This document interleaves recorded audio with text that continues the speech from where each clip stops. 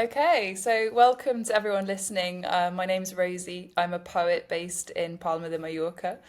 And this is actually one of the very first episodes of Hey Heart Talks, which is a brand new podcast and online conversation around the heart and what it means as a language, as well as poetry, and how the two necessarily marry and how they fuse together.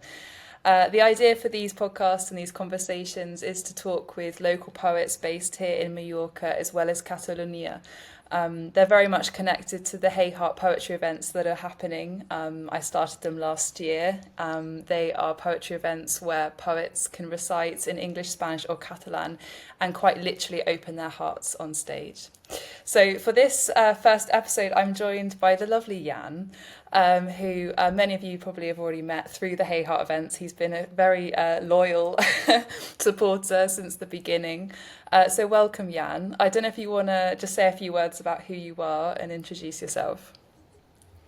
Thank you. Yeah, thank you for inviting me. An honor to be the first one for this format of your work. Yeah, I'm an artist, I'm a teacher, a language teacher, a tutor, and occasionally I also write poetry. Even less frequently I share it on stage, but sometimes I do. And yeah, I live in Mallorca. I used to live in Barcelona for the last 10 years, and originally I'm from Ukraine. That's where I was born and grew up in. And then I came to Spain at this point, I think 12 years ago. Actually, this February will be 12 years. And yeah, to study, to live with my father, and then I just stayed since then. So that's a little bit of my background. Thank you. I just had some very hot drink, so now I feel like I have to cough. Just excuse me one Uh-huh. second. That's okay. We were talking before this conversation started that if we needed a safe word in the chat to pause it, Yes. but no, we're all good. We're all good. Just took a much bigger Yeah. gulp than anticipated. Great. Well, thank you for being here, Jan. Thank you for taking your time, taking the time to be in this conversation. For me, honestly, it only felt right. Just for some context, I met Jan last year. It feels like we've known each other much longer, but we met Yeah. at an art market, and a kind of mutual connection put us in touch and says, "Gosh, you guys need to meet," because of course, Jan, as you've previously mentioned, you've lived in Barcelona, and from what I gather, you were quite kind of prominent in that poetry scene. I mean, you made lots of connections. So I think possibly my first question to you is about poetry and possibly how you got into it and when it started. Did you have some sort of before and after event that caused you to start writing, or was it always in you? Hmm. Yeah. No, definitely it wasn't something that was always in me, or at least I did not always write poetry. I remember maybe that I remember one memory from early childhood where I just played with trying to find like some rhymes and write a poem. But it wasn't something I kept doing for my adolescence, up until certain point, up until I think I was 25 or 27 already. And I think it came to my life actually um, after COVID.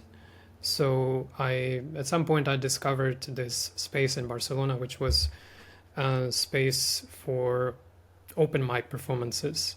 It was called La Dorotea. It was organized by Hector Ayala at that point, and it was a wonderful space, really, that to me was like a gift to find it, especially at that year where things felt so heavy, and and everyone was so confused, and people just experienced a lot of difficulty.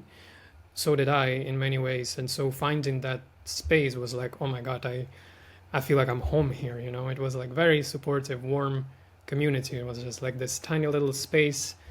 For me, it was my experience that it was tiny little space surrounded by just this big dark cloud of confusion and anxiety. And so every time I would come here, and I tried to, I think, make to every event that I could since the day I found it, it was like, yeah, a very special time for me. And then quickly I started to maybe not so quickly, but eventually I started to also develop some connections there and just um, get to know the people better. And as it always happens, or often happens, when people come into these spaces and they see other people perform, even if they never had an idea to perform themselves, like they build up the courage and go and share something. So that was the case for me too.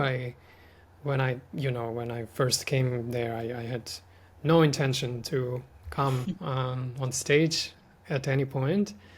But then it was, yeah, I remember there was something important for me to share. There was my first sharing that happened, I think, before the end of the year of 2020, and I really wanted like to get it out of my chest and share it on stage, which was very scary. But um, it was great experience at the end that just allowed me also to see it as as something I can do as well, and something that I enjoy doing, and it just opened like this whole other door in my life that I never expected to be there. Mm. And what's the difference for you, do you think, between possibly writing in your own space, in your own time, curating poetry, looking into words, and taking that same material and presenting it on stage, presenting it to an audience? What are the differences for you, if there are any at all? Yeah, definitely. I mean, first of all, it's because the difference is that I would share it in front of other people. So when I write poetry, I don't think about that. So I just write what feels natural at that moment when the inspiration comes. But to me, that's the biggest difference. When I write, I'm alone in my own space, with the words that come in on paper, and then I bring those words to the stage, and that, for me, just opens another kind of level of vulnerability that I have to be in touch with, and then bring that. I always feel like it's to other people's judgment, even though Yeah. I know that every time I was like in a when I did that, I always knew that it's a warm space, that it's like a welcoming space. But still, there's always like a part of me that's afraid and nervous to go on stage and to share something. And I guess that's a fear of judgment or a fear of criticism, or maybe that it will not resonate, or so many Mm. things like that. But it's also great for me to overcome then and then like do it anyway, still go and share even though I feel like that, and just bring that to the stage and not hide it or not pretend that I don't feel all those things. Mm. So yeah, to me it's just it's a deeper it's more vulnerable for me to go on stage than to of course just write on my own. Mm. But do you ever feel when you're writing poetry, is there a difference between the poetry that you share with others and the poetry potentially that you keep to yourself? Because I've spoken to poets before about this, potentially between differences, right? If we're talking about spoken word poetry and poetry that you might read in a book, and before I have to say, I wasn't sure if Yeah. there was sort of like a blurring in that, right? That there wasn't so much of a distinction. But actually, in my own writing over the last 6 months, I have seen a difference. And there is poetry that is there to be spoken and to be shared, and there's poetry to be read. Mm. Is that something that you also share? Yes, I think so. I thought about that too. And with some of my poems, I can see as well that, okay, this is something I can read on stage. And then maybe there are others that would be much more difficult just because, yeah, I have to use my voice, I have to articulate, I have to use the tone of voice, the pauses, like this, all of this is important. And with some poems, I can do that better than with others. And but again, like when I write it, I don't think about it like, okay, this is going to be just the poem to write down and to share maybe as a text, and then this is the poem that I can share on stage. I can like by the end of it, I can see, or maybe in the process, I also sometimes try to speak it already, or like to write it in a kind of spoken language, and see if that works.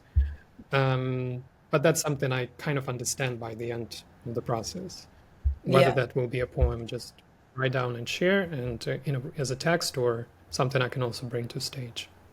Yeah, because I don't know if we want to touch on it, but I mean, you have your own projects in which you're sort of finding ways, right, to unite people, and that might be through language or through culture. I know there's sort of many things happening in your artistic world too, but I Mhm. think if we keep only to poetry, the topic of the heart and the topic of language comes up frequently, particularly as we've seen over the Mhm. last year in these Hey Heart events. I will mention as well that actually you started a spoken word event in your own home, and actually that was much of the inspiration behind taking that same intimacy right to slightly bigger venues. Mhm. So actually, for anyone listening, I do hold Jan partly accountable actually for the creation of Hey Heart Poetry. You were an inspiring figure actually at a point in my life when I really needed that artistic energy, let's say. But do you think this kind of Mhm. idea of opening the heart and sharing language and sharing what it is that's happening in our internal worlds, do you think it's something that everyone is able to access and able to unite over? Because again, this is something that's coming up in your own work, but there seems to be a tension there, a challenge sometimes, right, in bringing communities together.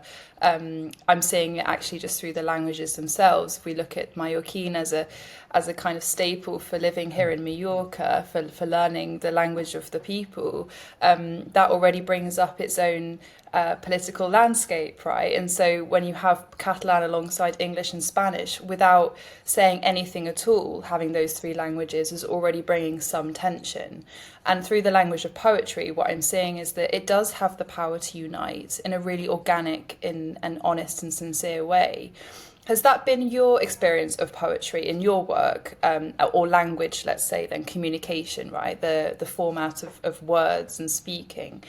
Do you find that to be the most authentic avenue for the heart? Or would you say that actually, for example, the collages that you do, that's also seems to be a very kind Mhm. of natural way for the heart to shine through? Can you explain a little bit about what works for you? Mm. Sorry, lots of things Mm. there to Thank unpack, you. by the Thank you way. for the question. Yeah, yeah, that's okay. And yeah, thank you for what you said at the beginning. I'm very grateful that we met kind of very synchronistically, and then you took that inspiration to a whole nother level, and just what you do with your space is very wonderful. And yeah, um, I don't see poetry as just the way of the heart, the only way. Of course, there are multiple ways of expressing what's in our hearts and what is truly our essence.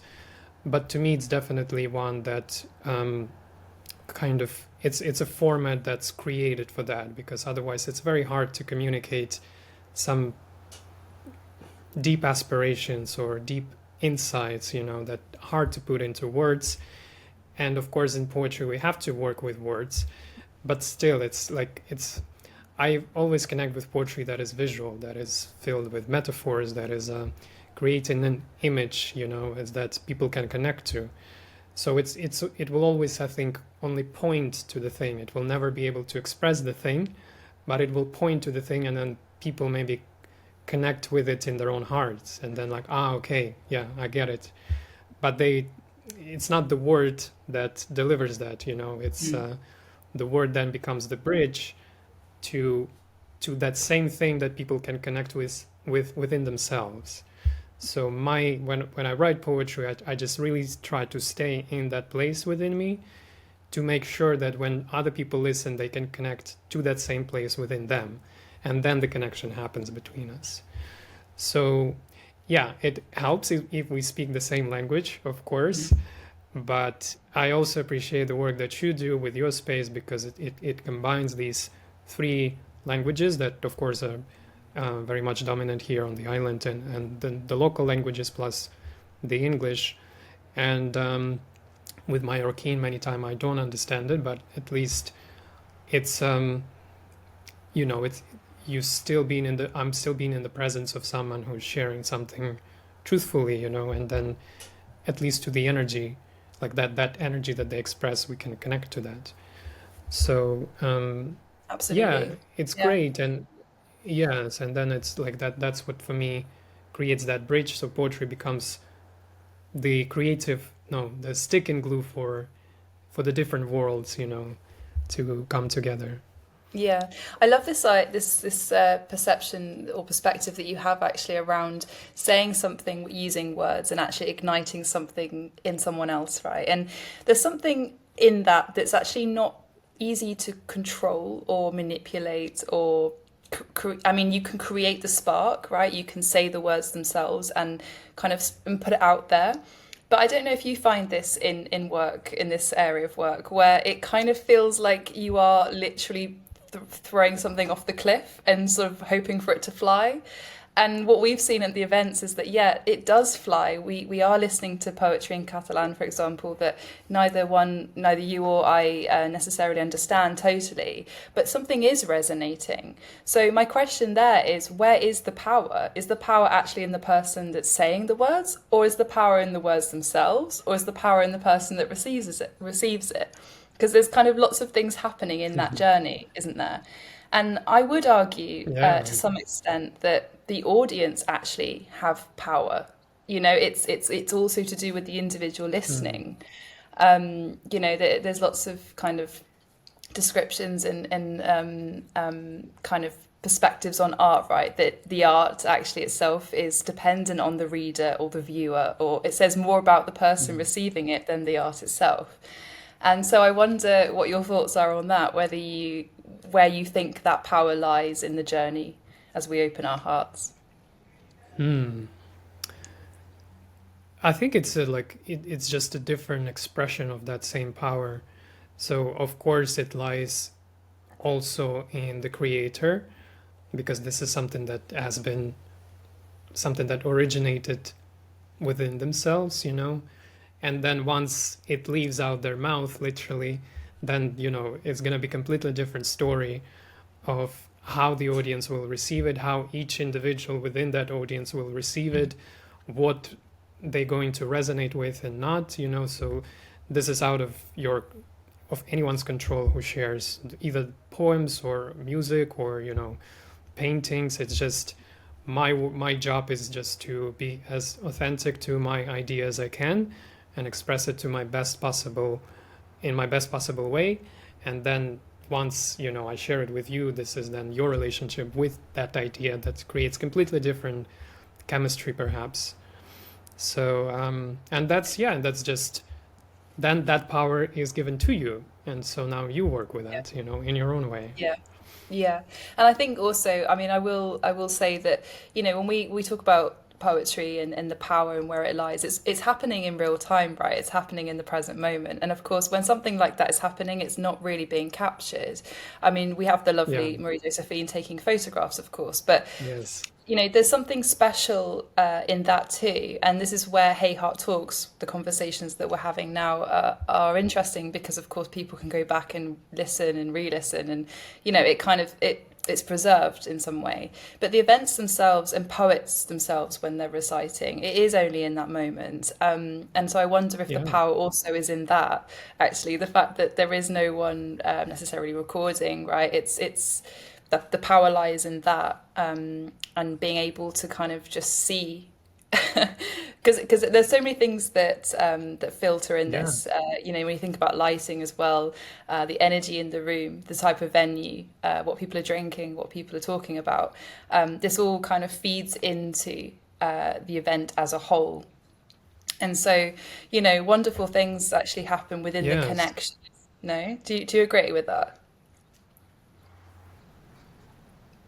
Yeah, and it's the connection between the people and then the space that the people create, and how the poetry is being received together by the group, but also individually. Like it's what you say as well. It depends on how each person in the audience also spends their time during the evening, and because I think there also may be like different degrees of openness to Yeah. receive the poetry and the sharings.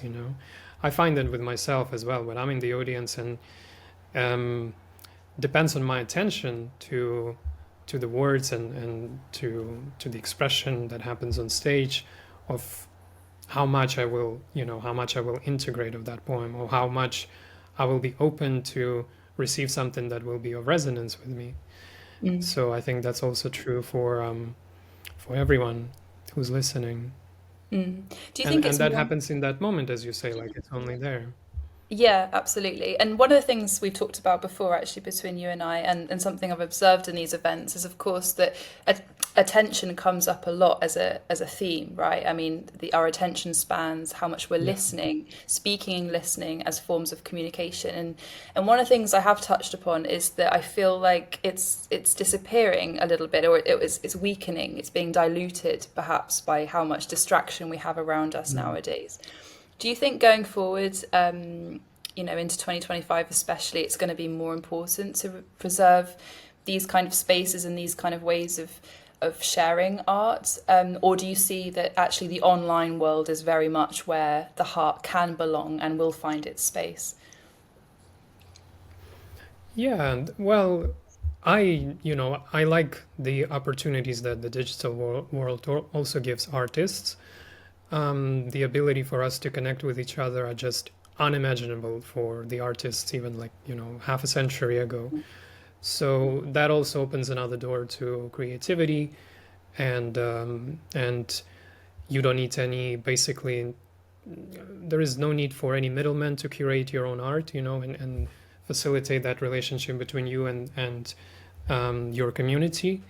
So that's great. And at the same time, of course, there is something quite special about physical spaces where we can meet each other physically, when we can be in the presence of each other, when we can share a hug, and that's a different ambiance. And so I appreciate having a space like yours, especially in a city like Palma, where it feels like it wasn't very prevalent. At least I have not found any before yours. And so I do want it to stay and grow, and to welcome people into it in this coming year. And so I hope you and all of us together to help you with that will help, like we'll be able to preserve that. Yeah, for And sure. yeah. Yeah, I mean, honestly, I find Hey Heart as a project an interesting one because, of course, it came the creation of it. Okay, it came from me, but it relies very much on others. It relies very much on group impact, on community, and it's wonderful actually to see that people have resonated with it because there's only been a couple of events. Let's be fair, we did three last Yeah, year, and I say we because it felt like that. Actually, I don't feel alone when I'm there when I'm hosting. you're not. And no, I'm not. I see you in the audience, yeah, and I don't feel alone. Yeah. But I do think that is, and we've talked also about the Aquarian age and how, of course, those with Aquarius placements we are now being pushed into this time of collective power and collective change. And I think that these kinds of projects resonate because it is seeing that beauty and that power in what happens when we work together, right? I think the Yeah. individual will always have its place. I think we need individual minds, right, to think differently and to create. But when it comes to actually making change, I do think the collective now is coming into its own. So it's an exciting time, right, to be Absolutely. creating these kind of Yeah. projects and these kind of events, and to hope that it inspires. Right? I don't know if you believe in. Yeah. I often think that inspiration can be a little bit infectious, and when you see one person sort of there on their own journey and the wheels turning, do you not feel like Mm. naturally it sort of starts? There's a bigger thing that starts to move, and before you look around, everyone seems to be on their own journey, and they're making it visible. I think we're all on Yeah. our own paths, but it's one thing to do it, and there's this next thing to share it, right? And that's where theatre and Mm. performance and social media and the online world comes in extremely useful, because now more than ever, it's been easy to share and to be seen, I think. Um, when Yeah. it comes, I don't know if you have any thoughts on that before I move on to the next question. Yeah, I just wanted to add to what you just said, that I also just see how much kind of hunger people have for spaces like that. You're right. It's been only three events last year that you have hosted, but look how many people gathered. Right away. It's incredible to me. So that tells me that there is like a natural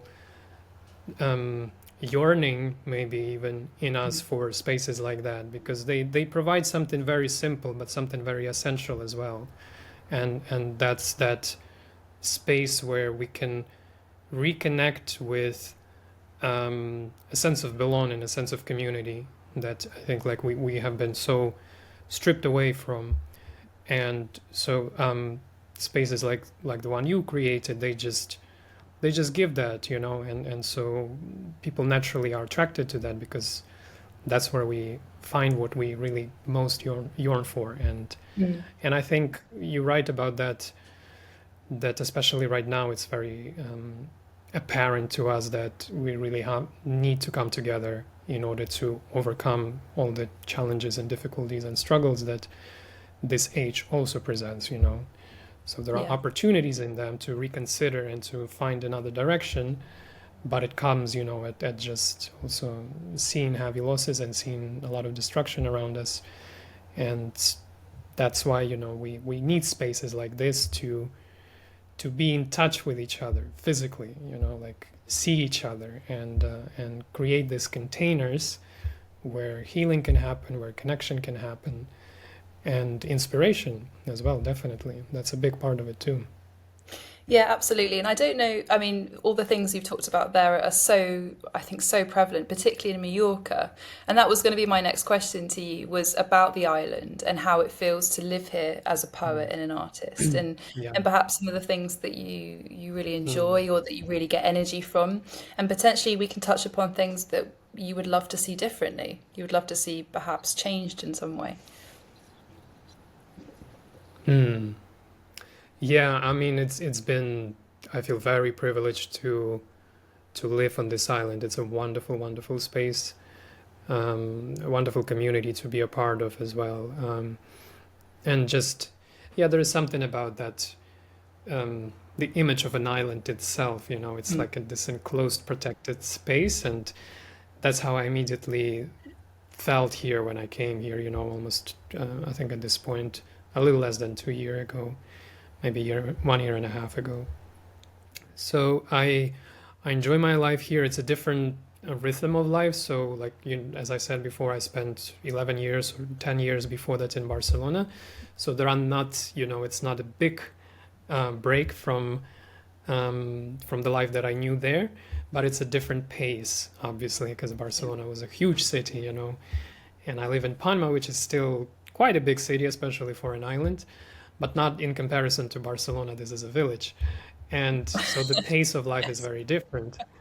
And I enjoyed that. Like this is something I feel much more resonant with. And I have a lot of energy. I have like a lot of also inspiration. And I feel like I can give so much right now and I just can move energy in so many directions creatively. So and that's something that I continuously feel like that's kind of that nurturing energy, mother energy of the island that I feel a lot here. And the things that I would love to see differently, I guess, as many people who live here, they get to see also the impact of tourism and maybe unconscious forms of tourism. And yeah, and just somehow it would be wonderful to have an understanding in place that it's an island, it's an enclosed space. There's only so much Yeah. space for people. So let's take care of it together. Yeah. Yeah, definitely. Yeah. And I mean, this topic comes up time and time again. And I think it's really important to highlight that people that, like you and I, for example, who are not from Mallorca, Yeah. there's a real sense of care, right? And there's a real sense of wanting to do the right thing and support the local community and not Yeah. overload it. Like you say, there is an awareness here of living on an island, quite literally. And Yeah. and I think it's really important. I think particularly it could even be through these events or through this network, that there is that feeling of empathy, I think, and care and wanting to do good here. And poetry, I think, has its place. I mean, poetry can be used in many forms, but I think, like we've touched upon already in this conversation, themes around unity, themes around understanding. And that's why I think for me these three languages are so important. I think only until we all get into the same room and we start having some dialogues, it might not even be from the stage, actually. It might be over a beer in the break or at the end over a coffee. It doesn't have to happen necessarily in a performative sense. But what I'm hoping is that it does encourage, at least, to start building stronger connections between the international community that lives here and loves the island so dearly, and the people that are from here, and of course it's their home.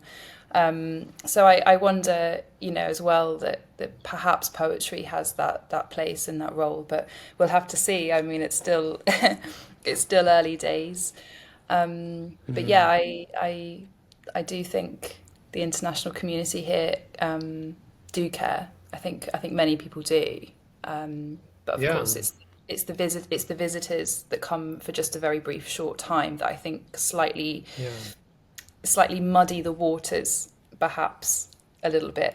yeah, And so, the lines cross and then everyone gets put into the same group, as it were. yeah, And, yeah, yeah, which is, I guess, natural, and that happens probably in every city that people come to, and with like an idea in mind that I'm coming for my vacation, and I'm forgetting that there's actually, like, this is actually a home for many people, for locals who live here. So, but yeah, I also see like that changes a lot, and the thinking of many people around it changes, and it's in a way also responsibility of us, of people who live also here and who come from other places, to make sure we don't stay in a bubble, that we are connected also to the yeah. local community, that we hear them and we participate in their concerns in the best way possible that we can. Mhm. So I see your venue also facilitates that, and this connection, like, just because you open even the space for the three languages, that's already bringing people from different backgrounds and from different walks of life. And as you said, then in that space, these connections happen, whether through performance or just in between. And that's just one example of how it can Mhm. be done. Yeah, but I mean, if we talk about going back to the image of the heart, right? If you can imagine someone perhaps who's lived on the island for many years, perhaps who's from here, and has become so perhaps annoyed or embittered by the situation, and therefore their heart has slightly seized up or closed up. Are there any ways in which you find it can be poetry or it can be anything actually, where you can hopefully allow someone to understand another perspective, even though after many, many years of thinking or believing a certain thing, is hardening their exterior? Do you think art or poetry has a place in relaxing or opening hearts? Mm. Yeah, I generally think of art as, like, for me, this is its primary function. This is what it does, that art is that its role, for me at least, it's to build that bridges of understanding between seemingly very different people, who have very different experiences, and it seems that they have nothing in common with each other, or perhaps there has been pain in between communities or in between people, some historical trauma or things people have done to each other, so then it's very hard to then just communicate, and once we get into kind of opinions and sharing opinions, it's pretty much connecting here, and people just talk past each other, and there is no connection. People Mm. become even just more entrenched Yeah. into their differences, and they're important to acknowledge, and there is important to acknowledge any harm or any hurt that has been done. So but so that's what art can do. It can acknowledge that, and at the same time provide the alternative, or it become a catalyst for transformation then. Mm. So poetry could be that, painting, like any form of expression can be that.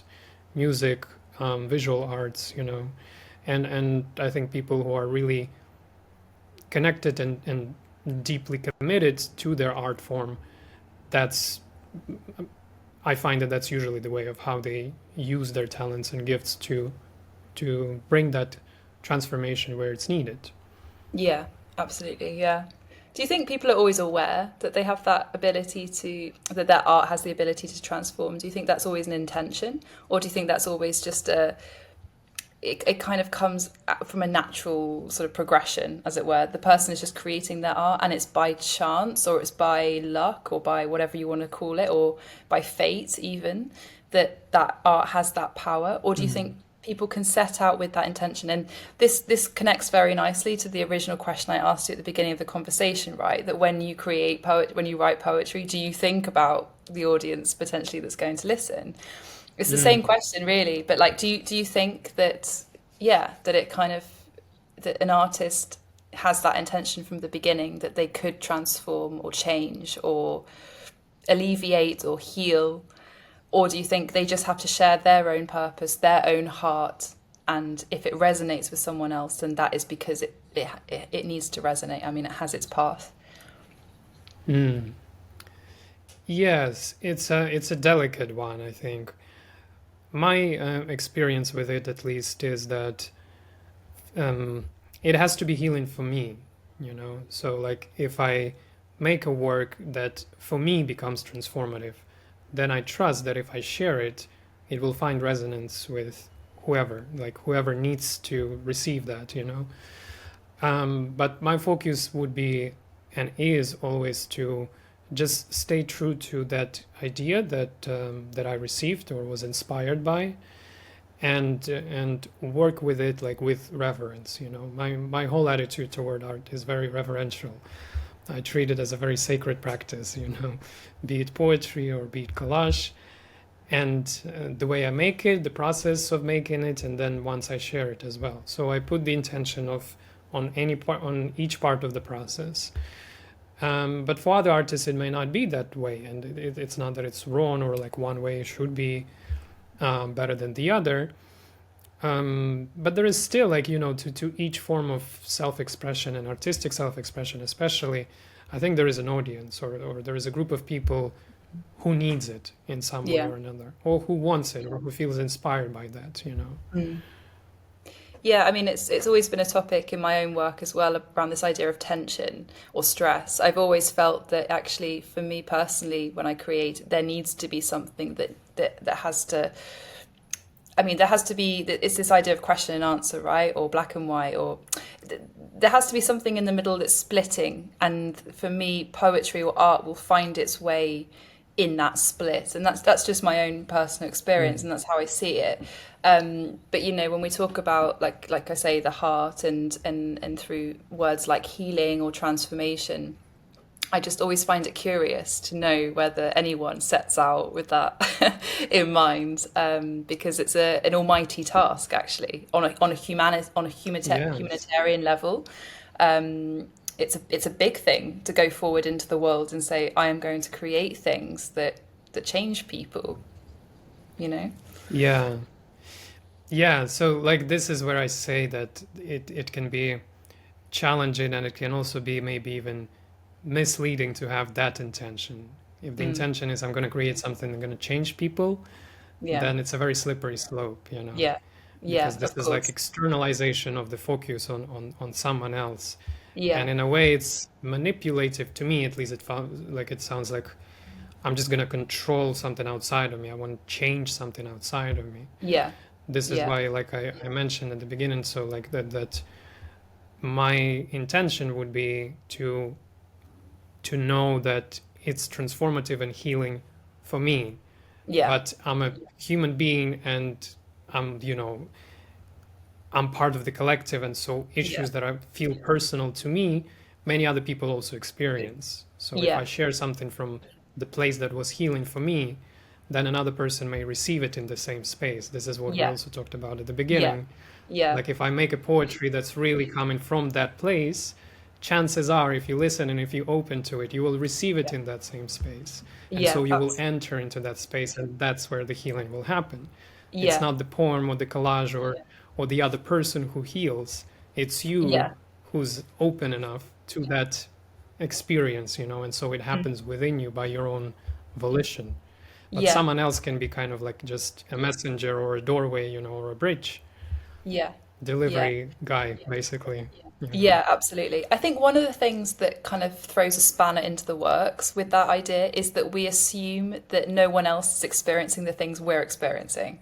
Like, I think if you Oh, can trust yes. the idea that we're all human and that we all share very much the same, I mean, it's the same roots, at least from the emotions that come up, right? The feelings. We can relax in that if it heals and transforms me, that yes, it's going to heal and transform someone else. But the block comes, the wall comes when I assume that I'm the only one that's ever felt this kind of pain. It's only me. No one else can share Yeah. it. Do you not agree that that's where it starts to feel a bit too controlled because it's too much on the individual. Yeah, definitely. And I've had that personal experiences too, where I've felt in many cases that was like something I went through was just so mine, and I Yeah, felt so ashamed to bring it to someone else's attention. yeah, And then every time I had experiences like, in different settings, in sharing circles, opening up about that and really like overcoming the fear of saying that out loud to someone else. And it finds resonance with everyone, or with many people. yeah, And like, yep, I've been there. I yeah. knew Been that there. one. And that's relieving, this is like big cathartic moment, because Yeah. then, yeah, we I think this is the possibility to connect with that understanding that we share ourself with everyone, and so Mm. things are personal and intimate, but they're also collective and global at the same time. Absolutely. I don't want to kind of undermine though how difficult it can be to share art. I think there's a real bravery Very much. sometimes. I think. I mean, we mentioned trust, right? We mentioned trusting that other people too feel what we feel, but when that feeling you just mentioned of it's mine, it's only mine, only I feel this, sitting with that and being able to just let it be is a really weird and hard thing to do. It's. I mean, we've talked about this as well in our own private conversations. I had this last year where I'd created this book, right? That felt very mine. It felt very much this is the only Yeah. thing that I could feel.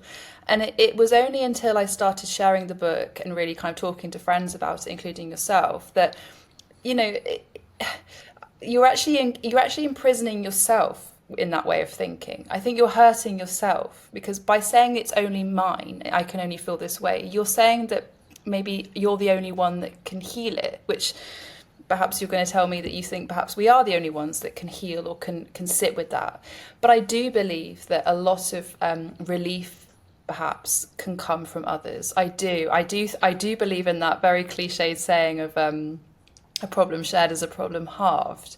And I Mm. wonder whether that's also a place for art and poetry is to kind of say, hey, and actually we could argue this is the hey heart actually element, right, of the Yeah. title. It's like, hey, it exists. Hey, I'm here, and hey, I'm here to be listened to, and I'm here to be halved and shared and Yeah. really understood, right? Um, yeah, I totally get you, and it's almost when you said those feelings of mine, the way you said it with that tone, it was like I could feel it because I was like, I've also had that. It's like almost Yeah. like a crunched up, like it's not for anyone else to feel. Exactly. And then, yes, that is then the experience of like I'm very small, and I'm constricted and I'm limited because I'm feeling that I'm like this.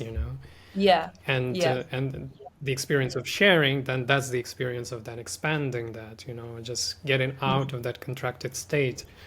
And it's wonderful. And I agree as well with you with what you said, that there is so much power with just holding each other, and just kind of reaching out and saying things that other people will resonate with or just simply listen to.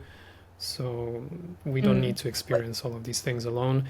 And healing does happen when it's kind of in the community, that's where healing does happen. Actually, we are the healers within ourselves, but yeah, I don't remember from whom I heard it, but something that resonated with me, that we are hurt in a community and we are healed in a community.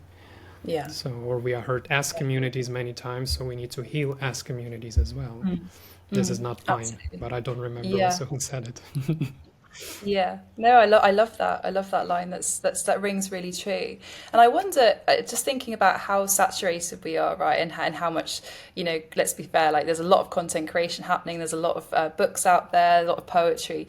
Why is it that still today, in the modern day, we still think those feelings are just for us? When you think about how many people have written for decades and for hundreds of years about these emotions and these feelings, why is it we still think that I we're the only think, ones experiencing them? yes, because it's one thing to understand all of these things on the mind level and be intellectual about it and just like, yeah, this is all sounds wonderful. It's another thing to have a space where that can actually happen, where people can Yeah. actually open up and be safe enough to do that, and that it's not getting exploited and used against them in any kind of way. So it's very rare still to find such spaces, and but this is where this work gets really done, and it can be in a relationship, it can be maybe in a small circle of friends, but it's still very uncommon, I would say, just in terms of thinking where we are as a culture in the mainstream, to have spaces like that would allow people to share and to share vulnerably and to be listened to be given space to be who they are. And even if there are differences between people's experiences, that like they can be honored, and those differences are encouraged and invited and people want to explore them. It's I don't see much of that happening. So to me, there is like I understand, to me there is no mystery in why people are still maybe, or we ourselves sometimes as well, everyone feels that it's scary to do Yeah. that, or we feel Yeah. shame in Yeah. acknowledging something that happened or that we have done, or Mm. whatever it is that's heavy on our soul and Mm. heart, Yeah. because there are no such spaces where people could actually have these experiences, I think, or not Mm. many of them still. Yeah, I mean, the way we experience life is always personal, but the personal is always, it can also be political, and it can also work on a much greater, grander scale. And I suppose it's about, It is. Yeah. it's about those two things coming together, right? And not just sitting with the personal and Yeah. thinking it's stuck. So I mean, honestly, I think it's a wonderful note actually, maybe to finish on, because of course, where we've come, sort of come full circle, in the sense that what we're saying is that these Yeah. spaces are more than necessary, more than needed. So yeah, so thank you, Jan. Honestly, I knew you'd be of much insight and much wisdom. I don't know if there's anything else that you'd like to touch on. I feel like there could be many podcasts coming your way after this. Yeah, but also many people to talk to, that from your side as well. There are many Yeah. wonderful people here that I would love to also hear, and just to thank you first of all for the invitation today, and more broadly for this space that you have curated and that you continue dedicating yourself to. And I know from also knowing you personally that it's not always easy to um, to be the leader of that. Mm. But I hope you will have the strength and the support that you need to continue, because it's a unique and very needed space, and we are all grateful to have it and to be a part of it. Oh, thank you, Jan. Very sweet of you.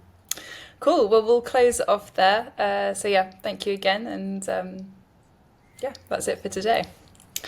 Thank you, everyone. Thank you. Bye. Okay.